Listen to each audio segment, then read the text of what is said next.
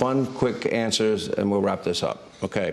I'm going to give names and give me quick, short sentences, narratives, whatever comes to your mind. Putin. Well, I'm going to have to go a little short, but I got along with him great. Had I been president, he would have been much better off because he wouldn't have gone into Ukraine. But ultimately, he's going to take over all of Ukraine. Xi. A man I got along, again, I got along with him great until COVID came in. We would have been able to work together very well. I made an unbelievable deal for our farmers and manufacturers where China was giving us $50 billion a year to our farmers and our manufacturers. Kim Jong-un. Again, got along with him great. People don't want to hear that. A lot of people say, that's terrible to get along with him great. When somebody has nuclear weapons that can blow up the world, it's nice to get along. I got along with him great. Mullahs of Iran. Different story. They're religious zealots, and I think they might behave.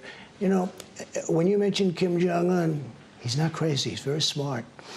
Do you think any of these people are evil? Like, I look at Putin, what he's doing in Ukraine is evil. Well, if I were there, he wouldn't have been doing it, so he would have been better off, and the world would have been better off. I look at China and the way they treat minorities there as, you know, modern day. You know, inflation was caused by energy. Yeah. When we turned off our energy prices went up. It caused inflation, and that was a whole big thing. And Russia became rich. Yeah. Think of it. Russia became rich. Russia made a lot of money, more money than the cost of them prosecuting this war. Yeah. Think of it. And we didn't have to do that. Schumer. I knew him a long time from New York. Always got along with him great until I became president.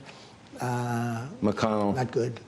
A tremendous liability for the Republican Party and for the nation because he approved so much for Biden. It was almost as if the Democrats had something on him. Tremendous liability for both the nation and for the Republican Party. Kanye, now that you know some of the things that he thinks and says.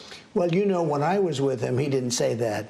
And when he asked me to have dinner because he needed some help, I didn't say, well, what's the problem? So I didn't know anything about his attitude toward. I'm not reading about Kanye. I'm reading about President Xi, and I'm reading about Putin and Kim Jong-un. I'm not reading exactly about Kanye West. Right. But when he came here, I think and I will say this, he didn't say anything about anti-Semitism or anything else. And if he would have done that, I would not have been a happy camper. Barack Obama. Don't know him well. Don't deal with him at all. Haven't spoken to him since the very, very beginning. We did actually talk a little bit the first couple of weeks, but my views are so divergent than his. I mean, it's just, I don't want to hear his ideas because we just disagreed. I respect him, but his ideas are so different than mine, it's easier not to talk about him. Michelle Obama. I like her, I respect her. The First Lady respects her, but I can't tell you much about her. I don't think she likes politics. I don't think she wants to be involved. Some people say, oh, maybe she'll run, that'd be fine. But I don't think she likes politics, and I don't think she'll run. Jill Biden. I don't know her at all. Don't know her at all. Seems like a nice woman. Joe Biden. I'm so disappointed what's happened to the country. I mean, the country, we were respected all over the world. Now we're a laughingstock. He goes to Canada the other day, you covered it, and he says, I want to thank China in the middle of the Canadian Parliament. Why are you reluctant to say he looks like he's in a cognitive decline? Because I don't want to say that. I don't think it's appropriate for me. You can say it. Oh, I do. A lot of people say it. I say it. I think as somebody that is in the position that I'm in, I think it's inappropriate for me to say it.